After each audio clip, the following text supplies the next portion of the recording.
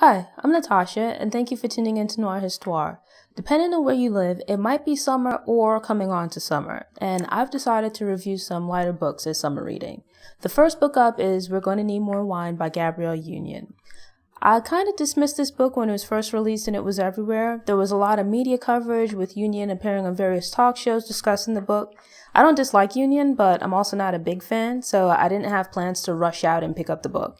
In addition, I'm usually not interested in books written by celebrities because I assume they'll be fluffy and superficial.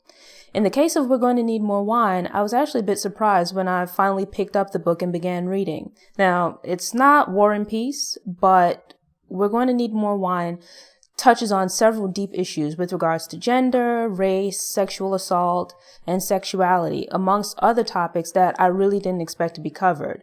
Granted, there's also the expected discussion of dating, Hollywood gossip, tales of life on set, what you might expect from a Hollywood memoir, but the book isn't nearly as superficial as I assumed it would be. As it turns out, Gabrielle Union was born in Omaha, Nebraska, and her family has been living there for several generations. I don't know many people from Midwestern states, so for a long time I assumed that there were few, if any, Black people living in these states. After reading this book and a few others, I've come to realize that my assumption was inaccurate. Union lived with her parents and siblings in Nebraska until about the age of 7. She grew up quite closely with her extended family, which included her grandmother and some cousins around her age. To be quite honest, I don't remember a lot about Union's mother. She obviously raised her and was present in her life, but I just don't remember a lot of the details about her beyond her coming across as being like artsy. Union's mom sounded like any other mom, and that's not being negative, but rather that there was no real drama with her. She loved and supported her kids, and that was about it. Her mother is described as having very light skin, which was highly valued within the Union family. To be clear, Union's mom didn't seem to place any special value in her complexion, but rather the people around her did. And as a child growing up, Union's experiences made her feel as though light-skinned women were treated differently. She saw that they were viewed as the standard of beauty, which made Union quite insecure about her own dark brown complexion. When Union's father had a job transfer to California, he moved the family to Pleasanton, a suburb located about 30 minutes from the San Francisco Bay Area. I can't remember if her mother previously lived in the Bay Area or had just visited, but she wanted to move to Oakland to be near the art scene. But instead, Union's father selected Pleasanton because a white coworker had also moved to the area, and he felt his family was just as worthy as living in Pleasanton as his white coworker's family. In Omaha, Union had been surrounded by her extended family, which was one of the area's largest and oldest Black families. Within the local community, there were also quite a few other Black families and children.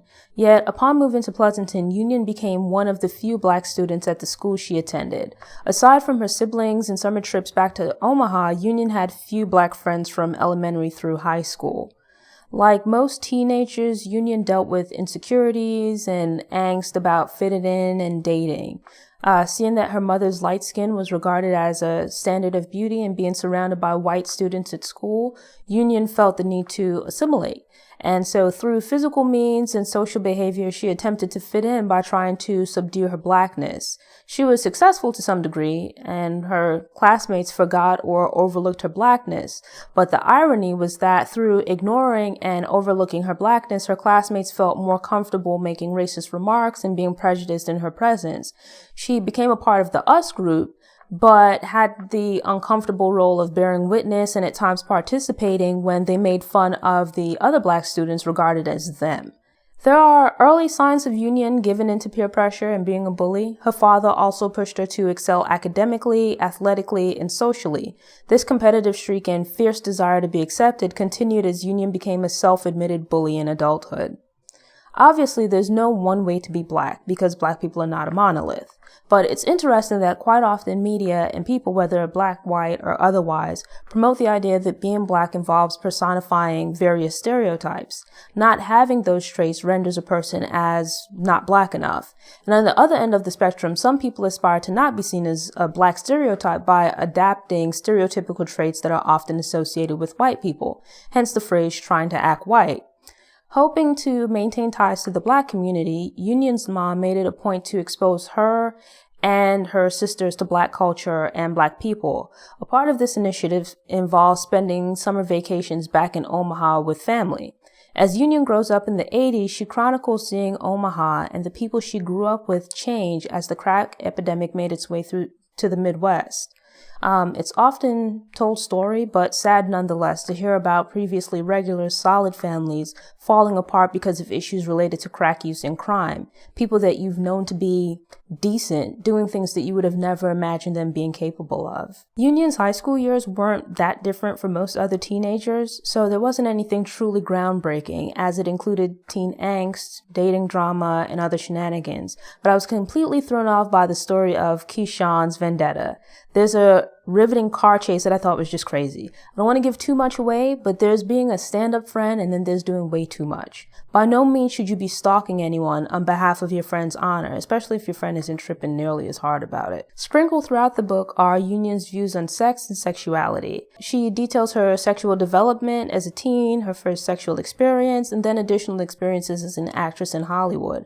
Some of the language is a bit crass for teens and people in general, but I agreed with her idea of discussing sex and sexuality with teens in an honest and open manner, especially her points about talking to young men and women to ensure that they're comfortable with their sexuality and develop a healthy outlook on sex. It's not incredibly graphic, but if you're offended by subtopics, this probably isn't the book for you, as Union is pretty straightforward and blunt. Trigger warning. Union was raped as a college student, and the book details the experience and its aftermath. I've read and seen firsthand accounts of individuals who've been sexually assaulted, and obviously the event itself is traumatic. But it's been said that reporting the assault and going through the judicial process can feel like being violated for a second time. So it was eye-opening to read about the events leading up to the assault, and infuriating to learn that it might not have occurred if the presence of a predator had been widely shared and preventative security measures had been taken.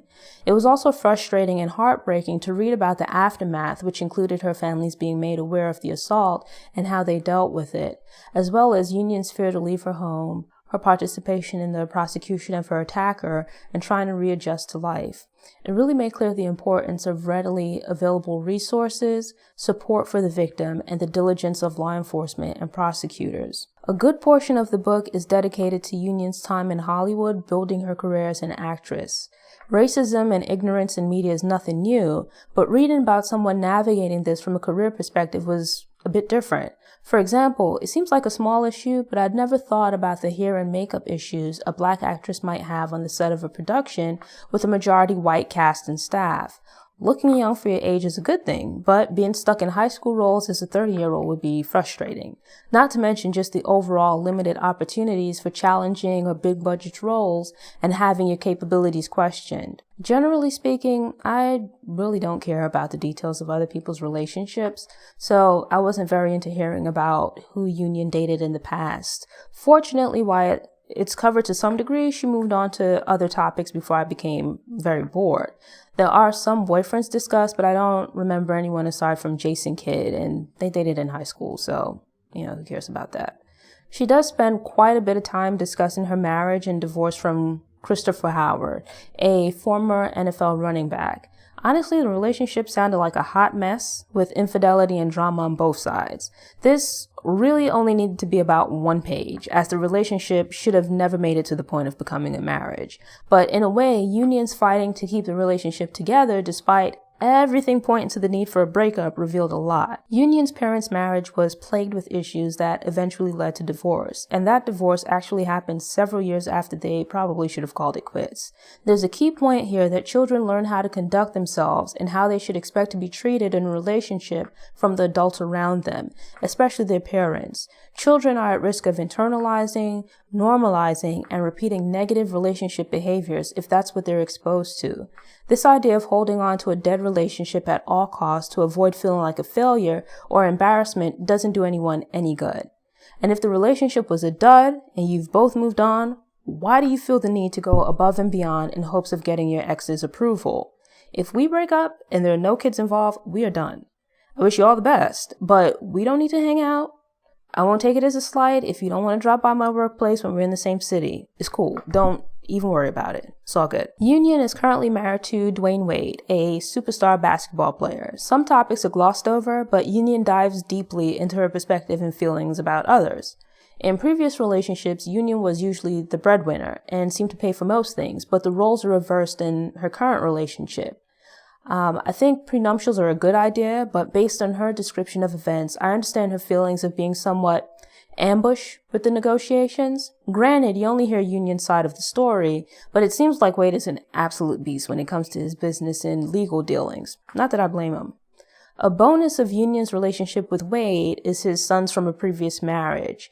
It seems the kids were still relatively young when Union and Wade first got together, but as the kids get older, the reality of them growing into becoming young black men in America comes with fear about their safety as they move through society. Due to their dad's success as a basketball player, the kids live very privileged lives, yet they aren't famous in their own right, so there's concern when they move about their wealthy community where there are few, if any, other black families. I don't have any kids, so I can only imagine the thought and consideration that black people must put into deciding how and where they'll raise their kids. On the one hand, you would want your children to be raised in a safe neighborhood that offers all the resources and advantages that you can afford, but there's also the question as a black person about raising your children in a community where few, if any, other people look like them. Depending on the city you live in, there might be few options for raising your children in a predominantly black middle to upper class neighborhood. If you want the best for your kids, do you raise them in a community that does not have all the resources and advantages that you would like to provide? Or do you raise them in a community that might have the resources you want, but that might make your children feel unwelcomed and possibly in danger? At the time of the book's release, Union had no children of her own. A large part of the media attention that We're Going to Need More Wine received focused on Union's reveal that she'd undergone several rounds of fertility treatments and suffered multiple miscarriages. Given traditional gender expectations, it's easy to imagine how devastating it must have been to be unable to carry a child to full term. Yet, as with other potentially uncomfortable topics that most would hide, Union shares her experiences and feelings. I don't know if brave is the word, but there's definitely some risk in taking the chance to be honest and vulnerable about your hardships and difficulties. Most of us try to put our best foot forward and to present the best version of ourselves. I definitely give Union props for sharing her truth because she definitely didn't have to. But her life experiences can serve as an opportunity to spark those hard conversations with others, as well as inspiration for people who are struggling to cope with and overcome trauma and setbacks in life. I recommend We're Going to Need More Wine as a good summer read, although it's actually a good book to read at any time of year. The book balances serious topics with funny moments, so you'll be able to read it and reflect by yourself or discuss points of the book with others, but it's not so heavy that it's going to get you down or throw you into a funk that makes you want to sit and brood. Its ebbs and flows match that late spring, early summer weather where it's sunny one minute and raining the next. Drop it into your bag and it's good company for luxuriating on the beach or poolside. If you enjoyed the review, take a minute to give it a thumbs up on YouTube, leave a 5-star rating and review on iTunes, Apple Music, or wherever you listen to podcasts, and share it with someone you think might appreciate it. It helps other people find the show and enables it to grow. You can find show notes on the Noire Histoire website. The link will be in the episode description. Thanks again for tuning in, and I hope you subscribe and return to get motivated, get inspired, and get stories of Black history made and in the making. Until next time, take care. For more information about Noire Histoire, visit the Noire Histoire website. There you'll find text, video, and audio for each episode all in one place. Subscribe to the Noire Histoire newsletter to get fresh content delivered straight to your email inbox. You can also subscribe to the Noire Histoire YouTube channel for videos. If you're enjoying the content but would prefer to listen to audio, you can subscribe to the Noire Histoire podcast. Follow Noire Histoire on Facebook, Instagram, and Pinterest. Enjoy the rest of your day.